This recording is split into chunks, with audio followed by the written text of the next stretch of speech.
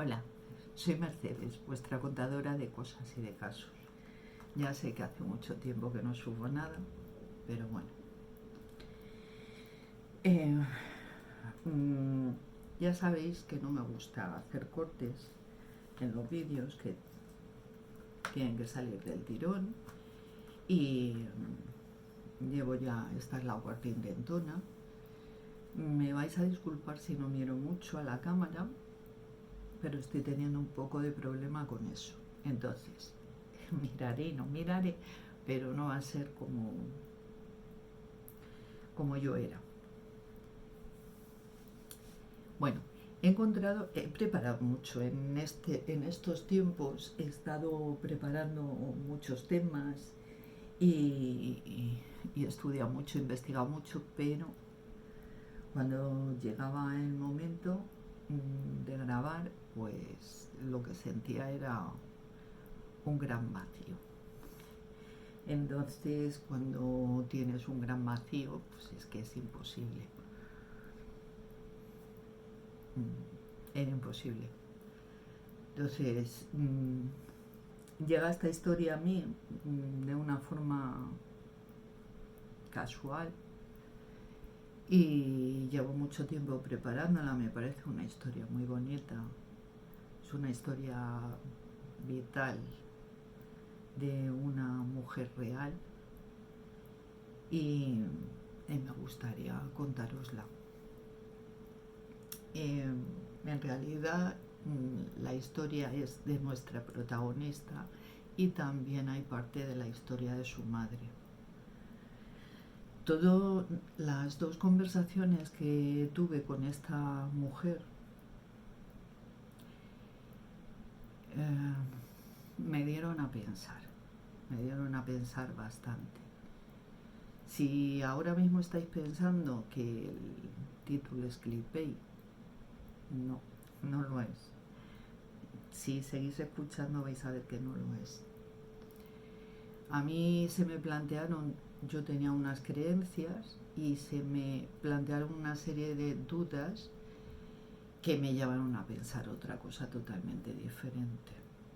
Entonces creo que es bueno saber. Y ya está. Os voy a empezar a contar la historia. La historia empieza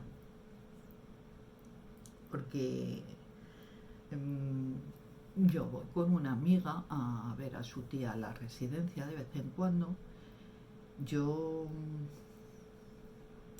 La tía de mi amiga, además era vecina mía, entonces de vez en cuando, no siempre que va ella, pero de vez en cuando me voy con ella.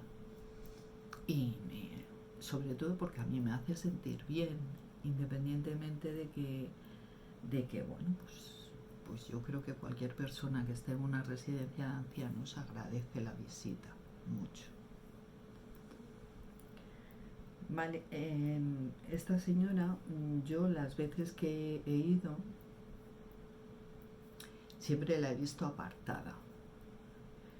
No era una persona, yo no había una persona deseando integrarse en otros grupos, ni nada, pero era una persona, se la veía muy bien estando sola, llevaba una sonrisa constante, siempre, y se paseaba, estaba sentada observando y luego paseaba entre los grupos, pero nunca hablaba, nunca nada, más allá de buenos días, buenas tardes. Y un día habíamos estado jugando al bingo, porque si tú vas a una residencia y no juegas al bingo, eso es como si no fueras. Entonces hay que jugar al bingo.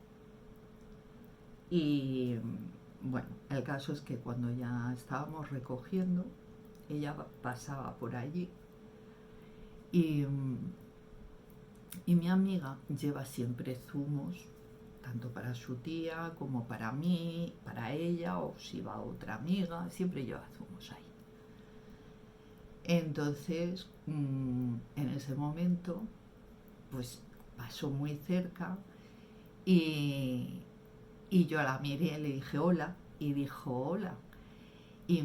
bueno, pues ya, ¿quién ha ganado al bingo? Tal, bueno, pues ya le ofreció mi amiga un zumo y se sentó allí con nosotros. A mí me encanta hacer preguntas a la gente mayor. Son esos libros que ya están escritos, los que realmente te pueden enseñar algo. Son libros de vida. Entonces,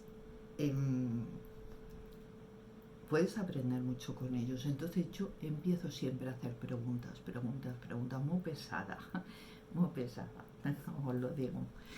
Entonces empecé a hacer las preguntas y bueno, ahí surgieron ya muchas cosas. Fuimos a casa y yo, claro, escribí la historia muy rápido, para que no se me olvidaran los detalles. Pero cuando volví a releer la historia, a mí se me quedaban huecos. Dije, sin problema. Cuando vayamos otra vez a verla, pues aquí estamos, que la hago una interview yo, pues con todas las dudas que a mí me quedaron. Entonces, la vez próxima que fuimos, empecé a hacerle preguntas. Yo me saqué mi chuleta.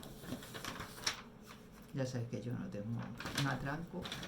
Luego no me entero de lo que escribo, pero bueno, si me empeño, sí. Entonces empecé a hacerle muchas preguntas y empecé a cerrar huecos. Y ahí también salieron otras cosas que ella también, a raíz de esas preguntas, empezaba a recordar. Bueno, el caso es que la historia fue apasionante. Es una historia de cosas paranormales y es una historia de gente especial, de personas especiales. Pero eso cualquier historia lo tiene. Lo que yo me planteé y todas las dudas que yo tenía antes se fueron cerrando ahí. Porque además eso hizo que yo leyera más historias y ahí habían coincidencias, ¿vale? Entonces yo paso a contar la historia de Ángela, vamos a llamarla así. Los nombres no son reales. La historia de Ángela. Ángela fue hija póstuma de su madre María y de su padre Ángel. De hecho, su madre se enteró que estaba embarazada un mes después de que su marido muriese. La historia empieza en un pueblecito de Toledo, donde vivían María y Ángel, donde pasaron toda su niñez, su noviazgo. Y cuando llega la época de la guerra, a todo esto, nos ponemos que María era una persona muy especial, una persona que estaba sola, no tenía padres, no tenía hermanos, no tenía tíos, no tenía primos. Entonces el hecho de formar un hogar con Ángel era algo maravilloso, porque además era el hombre al que ella quería. Y hablamos de unos tiempos en los que además la mujer, su meta, su mayor meta era ser madre y ser esposa. Entonces ella era muy feliz, iba a tener una familia que ella apenas había conocido, y ella quería tener una familia. Ellos se casan, empiezan a vivir juntos, y en el año 36 pues pasa lo que les pasa a muchas familias. Con la guerra civil, el marido, Ángel, tiene que irse a la guerra. Entra en el bando nacional por una serie de cosas que pasan. Entonces tiene que entrar como soldado raso y a la guerra y a pegar tiros, no queda otra. María se queda sola, muy sola, en el pueblo, sin familia. Sí, había familia de su marido, pero era una familia pues bastante lejana. Eran primos segundos, con los que tampoco tenía mucha relación. Entonces ella se queda muy sola, se queda desvalida, porque es que no tiene ingresos. Ella intenta hacer lo que puede, limpiar en casas de gente rica, planchar, cuidar los niños, pero no, aquello no, y ella está sola y sabe que en esos tiempos una mujer sola en su casa es objetivo de muchísimas cosas. Entonces, en una de las casas que limpiaba, la señora le dice que tienen que prescindir de sus servicios porque su marido, que además era un general, tenía que ir a Madrid o a Valladolid, ya no me acuerdo. Bueno, eso tampoco importa mucho. Entonces le trasladan y entonces no se la pueden llevar. Entonces la mujer, la dueña de la casa, pues se apiada un poco de ella y dice, bueno, tú no te preocupes, porque María le expresa todo lo que ella siente y sobre todo los miedos que ella tiene. Y le dice, tú no te preocupes, yo hablo con mi marido y a ver cómo solucionamos esto. Entonces el marido, que era un general, pues cuando se lo consulta a su mujer y eso, pues le dice, mira, tú no te tienes que preocupar, María. La guerra ya lleva un tiempo, porque ya llevaba un año, por lo menos. Y dice, es que nos estamos quedando sin gente en general en el campo de batalla, entonces ya no nos quedan prácticamente enfermeras cualificadas. A ti que se te da muy bien todo esto. Además era una persona muy especial, muy especial. ¿Por qué no te vas al frente, ayudas, aprendes la profesión de enfermera y eso también te va a servir para un futuro? Aquellas mujeres que empezaron a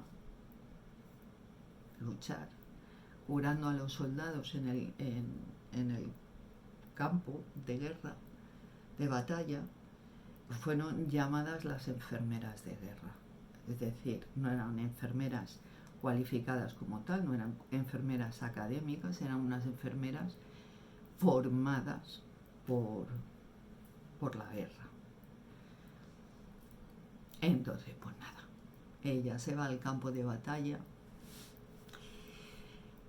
Allí, pues como era una persona muy especial, tenía un toque muy especial, pues empieza la gente que hay allí, se da cuenta que cuando se acerca a María, ay, que le duele menos la pierna, o ay, que me duele menos la cabeza, y tenía un toque curativo que era muy especial.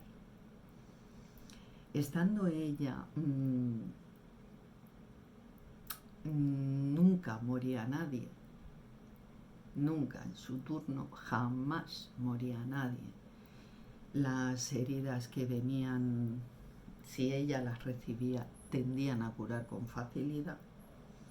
Y bueno, pues era una persona, era un angelito, lo que se dice, un ser de luz,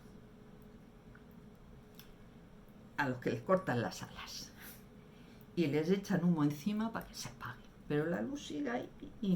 ¿Qué es lo que le pasaba a María?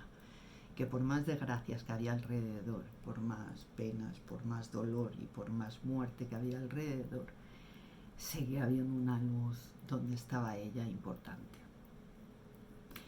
Bueno, pues cuando está casi terminando la guerra, el Frente Nacional iba avanzando y entonces iba prescindiendo de determinados soldados y de determinadas enfermeras, médicos, en fin. Entonces ella, antes de terminar la guerra, pues la dice, mira, vamos a entrar ya en Madrid. Entonces es una tontería que te quedes. vete a tu casa y esperas a tu marido. Ella se va a su casa, limpia su casa y empieza a esperar a su marido. Busca un trabajo, cuidando a los niños de alguien rico, y entonces espera a su marido. La mala suerte es que entrando en Madrid en una contienda, pudo ser la del Manzanares, no lo sé, pues este hombre es abatido por metralla. Le atienden en primera esta y luego ya cuando ya entran en Madrid termina en un hospital de Madrid ingresado. María dice que hago mi marido allí, que no sé la gravedad que tiene, y yo ¿qué hago aquí? Entonces María vende todo lo que tenía, vamos, lo poco que tenía, la casa, la vajilla, todo lo que pudo lo vendió y se fue a Madrid. Alquiló una habitación y se fue con su marido. Con los cuidados de María, el marido recupera y se va, y ella pues encuentra un trabajito y se van a una casa.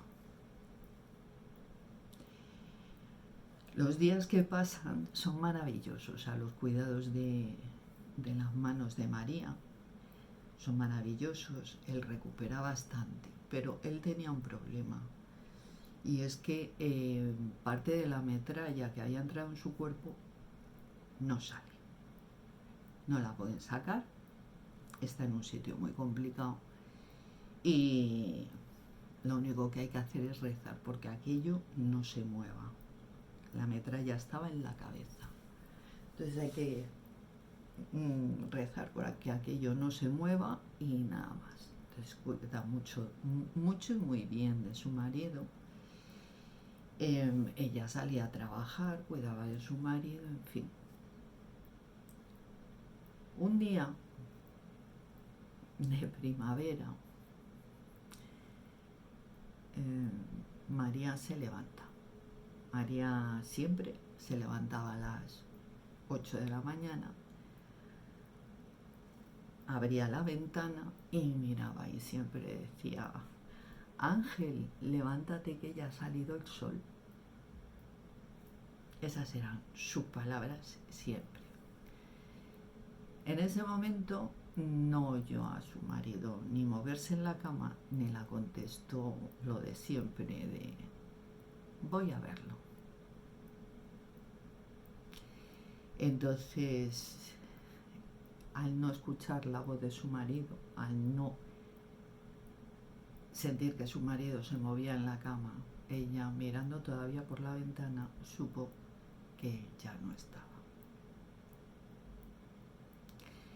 María no se quiso mover de allí, seguía mirando a través de la ventana y hasta que sintió pues como una mano que ella identificó como la de su marido la apretaba en el hombro y le decía: me voy, María.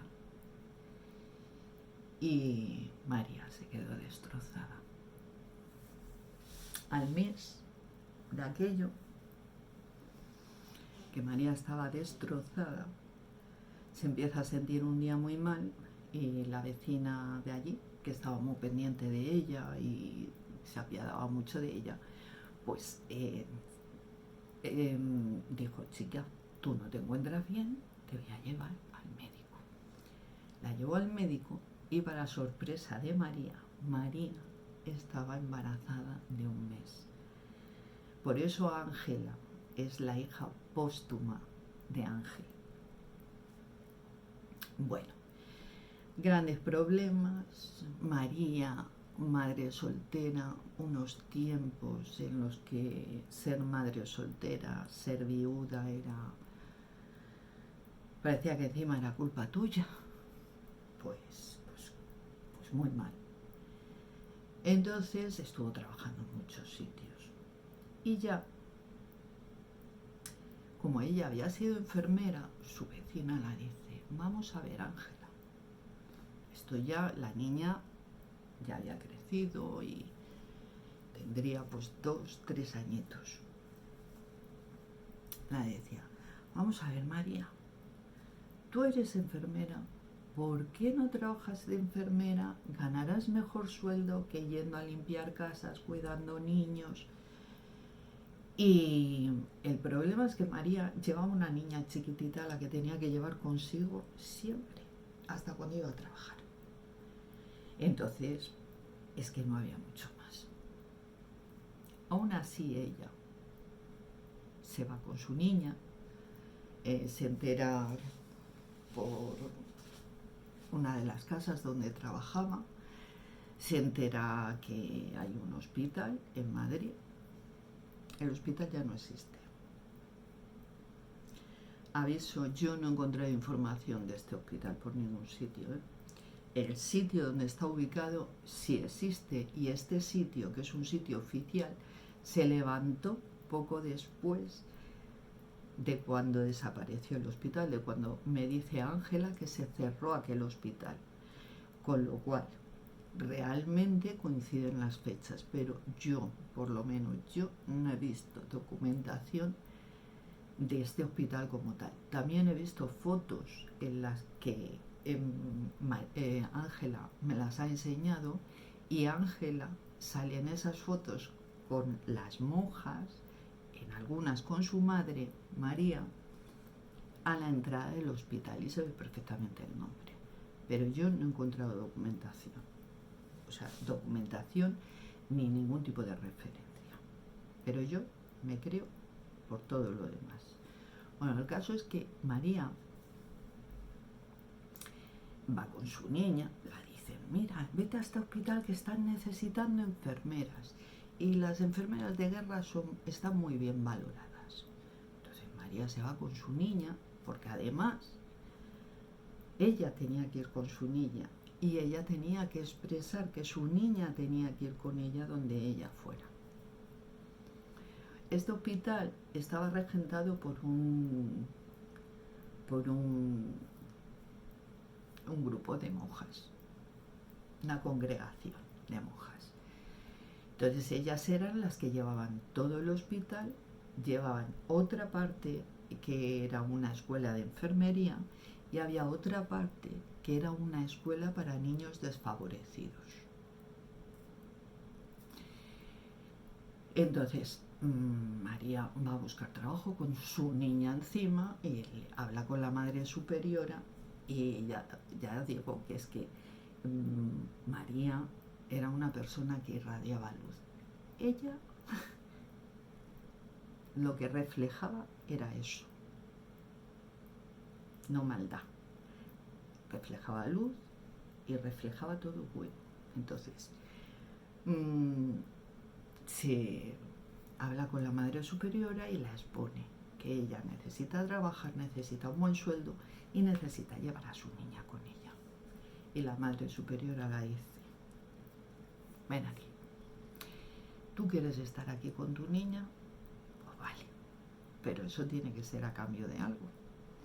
Entonces, en la zona donde estaba el claustro, porque entrabas en el edificio y había, en esta parte de aquí, había unas escaleras antiguas que subían hasta una puerta que era la puerta de la congregación. Y luego había más separaciones para ir a las plantas, a urgencias, al colegio. Luego el colegio y el colegio de enfermería también tenían entrada por fuera, pero desde dentro también llegabas. Bueno, el caso. Subías las escaleras. Según me contaba a mí, Ángela, subías las escaleras, entrabas y había como una especie de recepción grande. En un lado estaba la cocina y en otro lado estaba un cuarto, y luego de frente estaban unas puertas muy grandes que eran las que entraban directamente ya a la congregación de las monjas, donde vivían allí. Entonces, María y Ángela se iban a quedar en ese cuarto, y la única condición que les puso la monja, la madre superiora, era que María, como las monjas se peleaban siempre por quién se levantaba a calentar la leche, y eso era antes de las 6 de la mañana, pues así ya ese problema se lo quitaba. Entonces María salía de frente, iba a la cocina y ponía a calentar la leche. Ese era el único favor que le pidió la Madre Superiora. Dicho esto, sigue la vida. Ángela crece allí, en el hospital, entre monjas, médicos, enfermeras, pacientes. Y cuando llega el momento, cuando tiene la edad, pues empieza a ir al colegio de los niños que tenían allí la congregación. Ángela comenta que ella, que también tenía algo especial, igual que su madre, había veces, ella decía, a veces se despistaban. Cuando morían, se despistaban y se quedaban dando vueltas. Dice, pero allí nunca pasaba nada. Se despistaban, luego encontraban la salida y las almas se iban. Lo que se respiraba en aquel hospital, había momentos en los que se respiraba pena, pero se respiraba sobre todo paz. Eso básicamente era lo que Ángela decía, que recordaba el olor a lejía, alcohol, recordaba los sonidos de las cosas, los utensilios metálicos, y recordaba determinados olores dependiendo de la unidad en las que estuvieras, y recordaba muchas cosas, y sobre todo gente perdida. De vez en cuando se perdían y al final encontraban siempre la salida. Pero era un hospital que no tenía malas vibras, lo que se suele decir ahora. No había malas vibras. Pasa el tiempo, María también, como tiene ese toque, ese don que tenía su madre, pues, y se cría realmente entre pacientes, pues ella, cuando termina el cole, ¿dónde termina? En la escuela de enfermeras, y María termina trabajando en el hospital junto con su madre. Su madre empieza a decaer a nivel salud y bueno, pues no pasa nada. La madre de Ángela, María, se queda un poco más atendiendo a las monjas, se queda más tranquila, porque los horarios y todo lo demás del hospital pues eran un poco complicados para ella, que no estaba bien, y ella se queda básicamente cuidando de las monjas. Ángela todos los días pues iba a trabajar, vivía y tenía una compañera.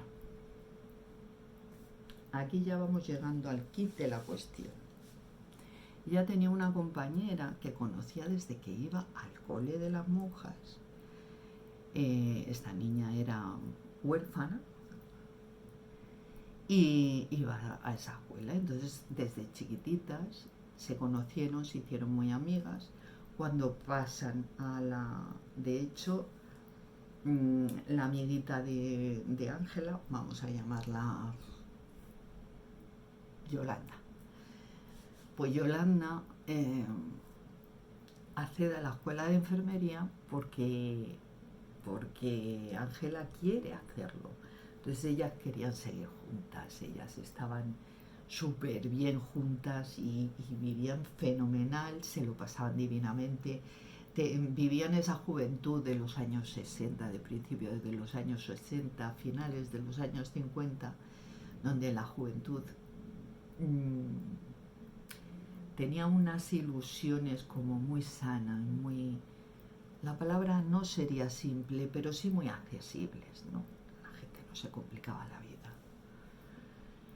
Yolanda era muy romántica, porque a diferencia de Ángela, que desde siempre había estado viendo muertos y siempre con su madre y siempre, pues, Yolanda era pues más romántica, más idealista, creía en el príncipe maravilloso, el que iba a venir en un caballo blanco, se la iba a llevar, la iba a llenar de atenciones. Y muchas veces fantaseaban al respecto, ¿no? Un día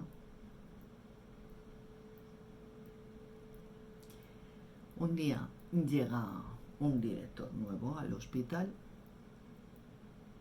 y bueno, pues este director impone una serie de normas, una de las cuales es que les quita todo el poder a la congregación de monjas que había en ese momento allí, que eran las que manejaban absolutamente todo, desde las finanzas, las ayudas, todo lo manejaban ellas y lo habían llevado durante años y años estupendamente.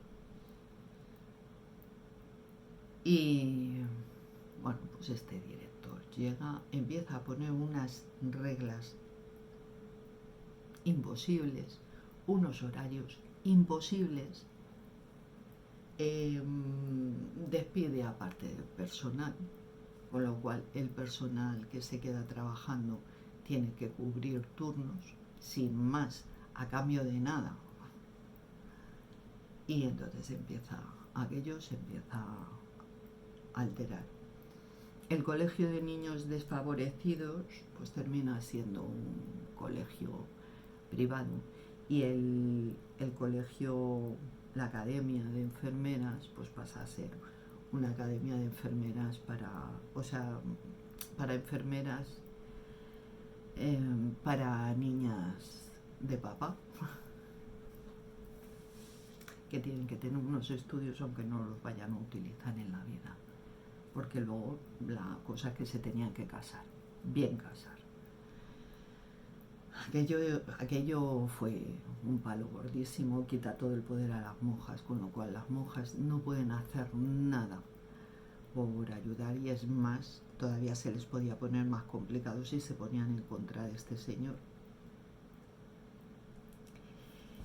Entonces, ahí empieza lo peor de lo peor. Empieza la insatisfacción, las pocas ganas de ir a trabajar, la gente muy cansada, muy desmotivada, los pacientes evidentemente desatendidos, porque pasan a tener un personal cansado, empiezan a pasar muchas cosas y cosas de la vida. Este director del hospital se fija en Yolanda. Se fija en Yolanda, la llena de regalos, la dice cosas bonitas, y Yolanda, que era muy romántica, dijo: este es el príncipe, no puede haber otro, este es el príncipe. Ángela la intenta avisar, la intenta decir: ese hombre es un demonio, decía todo el rato. Además, cuando me contaba Ángela, decía: el demonio hizo esto, el demonio hizo lo otro. Le llamaba el demonio.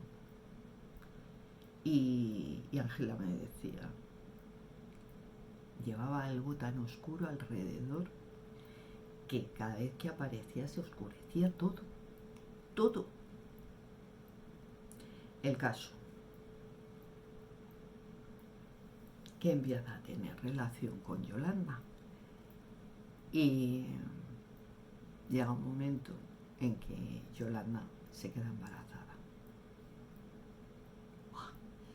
Esos tiempos donde una mujer no puede quedarse embarazada sin haber pasado por el altar antes. Eras casi una meretriz. Entonces le dice al demonio le dice: oye, que digo que estoy embarazada, que nos tenemos que casar. Y dice el otro: ya verás cómo nos casamos. esa noche,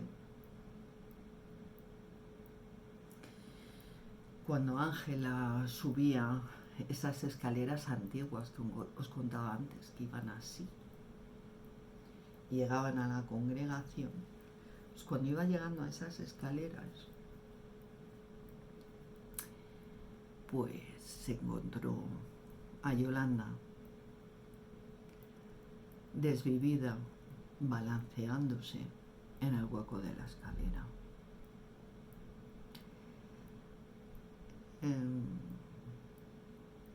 Fue algo traumático para Ángela, porque además recordemos que esta chica, Yolanda, portaba vida dentro de ella, y al perder la vida ella, aquella vida estaba saliendo del cuerpo de Ángela y caía sangre por sus piernas y chorreaba a través de sus pies. Para Ángela fue un golpe durísimo. Yolanda era su alma gemela, su mejor amiga, su única amiga, en un mundo tan sumamente pequeño como era un hospital desde chiquitita. Y aquello, y sobre todo aquella visión, la marcó para siempre. A partir de ahí, Ángela lo lleva muy mal y empieza a ver cosas. Ángela era una persona muy especial. Entonces, este edificio tenía un patio interior también, que como todos los sitios que son especiales tienen un patio y hay corrientes subterráneas, porque si no, no hay pozos.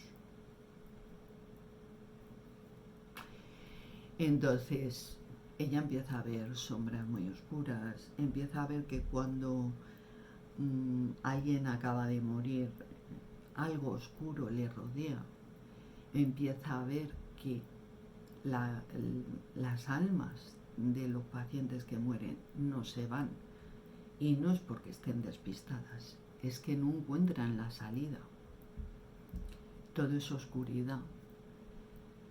Y alguna noche, la habitación donde Ángela dormía con su madre María, su ventana daba a ese patio. Y alguna noche Ángela veía una figura de un hombre oscuro, vestido de negro, con un sombrero negro. Cada vez que ella le veía, él se daba cuenta de que ella le miraba y él la aterraba. Y después de que se aseguraba de que ella estaba mirando, unas veces se tiraba dentro del pozo y otras veces cogía algo, una sombra, que parecía la forma de una persona y la tiraba al pozo. Ángela estaba verdaderamente aterrorizada. Ella nunca había visto eso. Ella sabía que su madre también veía cosas y un día la preguntó. Y María dijo: yo no salgo de la congregación. Y ahí se dio cuenta Ángela que su madre llevaba mucho tiempo sin salir de la congregación, no salía para nada de allí. El caso es que empiezan a ver cosas raras.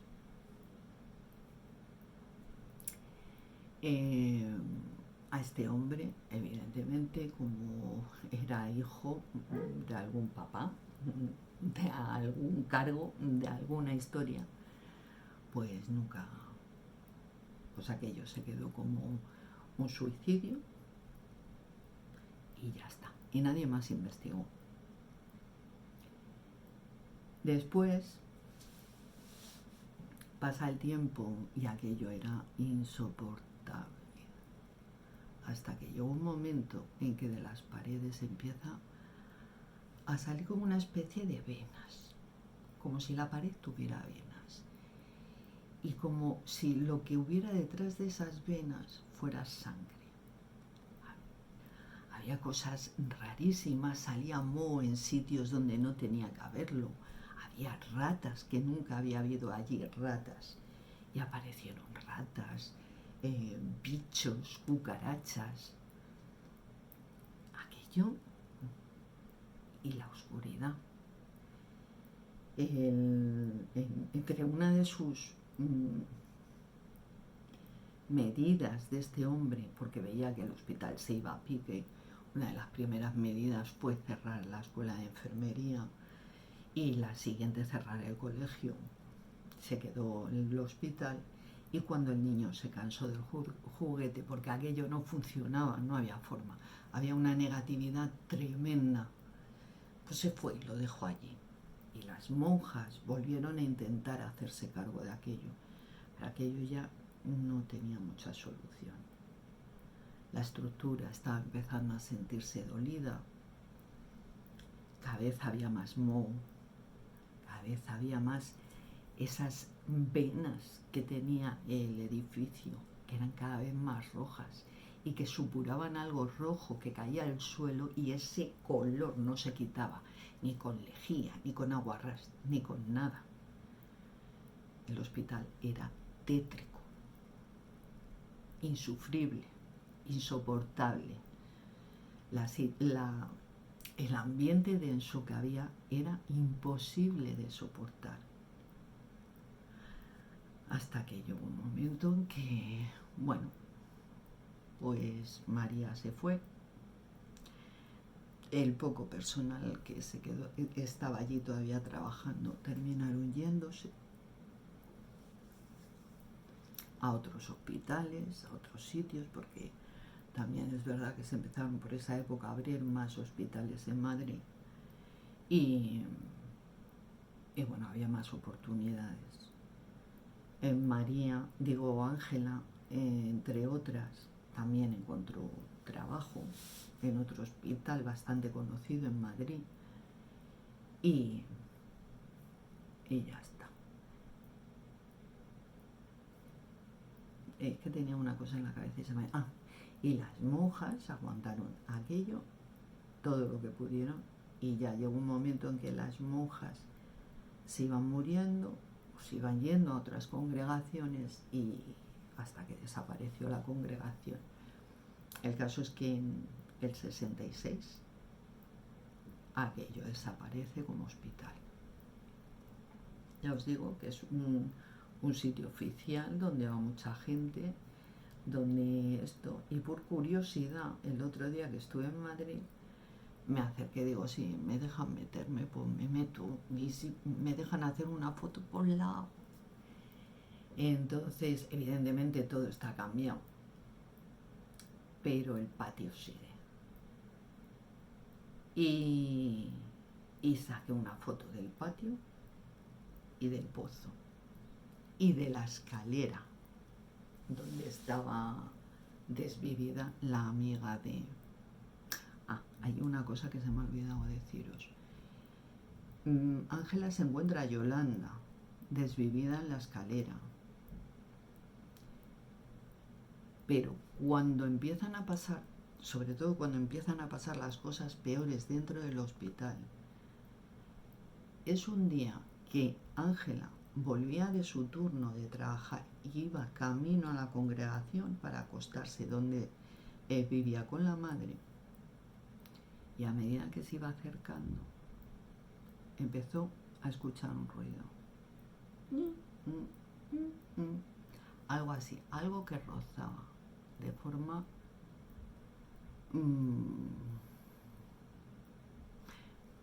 con compás. Y cuando se acercó empezó viendo los pies de su amiga Yolanda, los pies a los que llegaba la sangre de su bebé muerto, su camisón blanco lleno de sangre, su pelo lacio. Y cuando la vio, se la quedó mirando y Yolanda abrió los ojos. La visión la presencia de Yolanda abrió los ojos y la dijo: él me mató.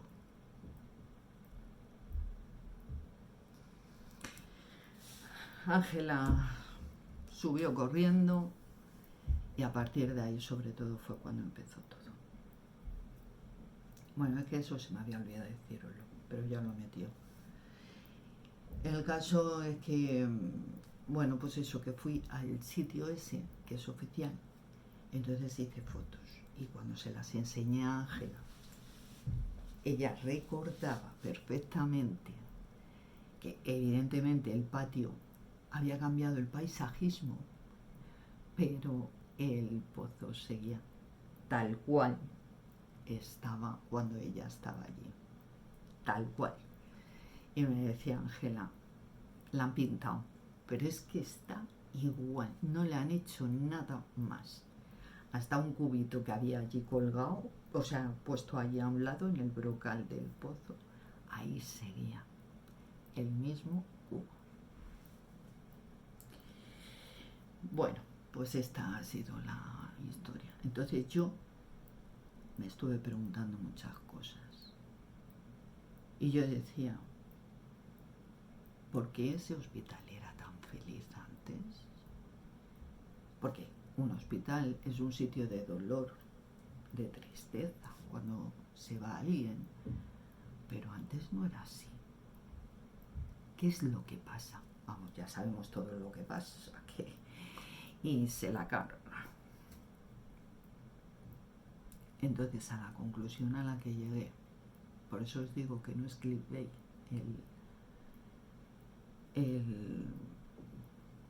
el título, porque yo he llegado a la conclusión que en los sitios donde hay tristeza, cuando entra el mal,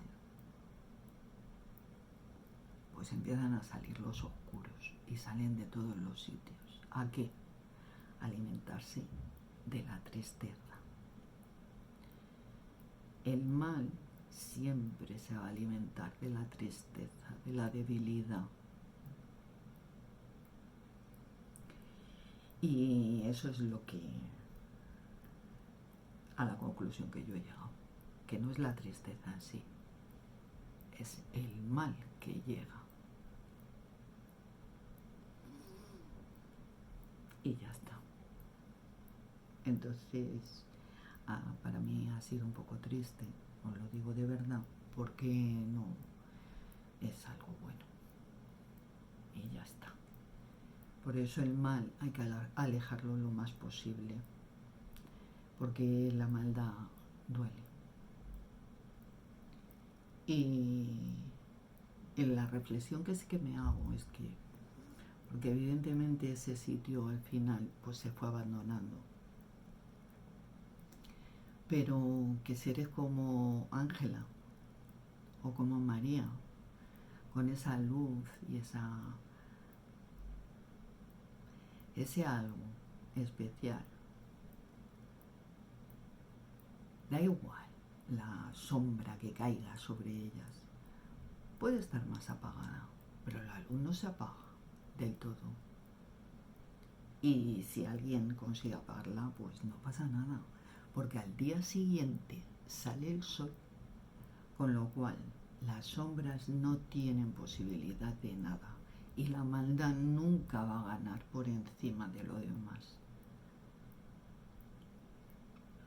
Las sombras nunca pueden ganar a las luces. Y ya está. Espero que os haya gustado. Yo no sé contar las cosas más despacio. No lo sé. O sea, más deprisa. Ni sé resumir más. Entonces, pues eso. Y mis felicitaciones, que no sé si las he dado al principio, pero como no hago corte, pues lo vuelvo a repetir. Si lo he dicho al principio y si no, pues lo digo ahora.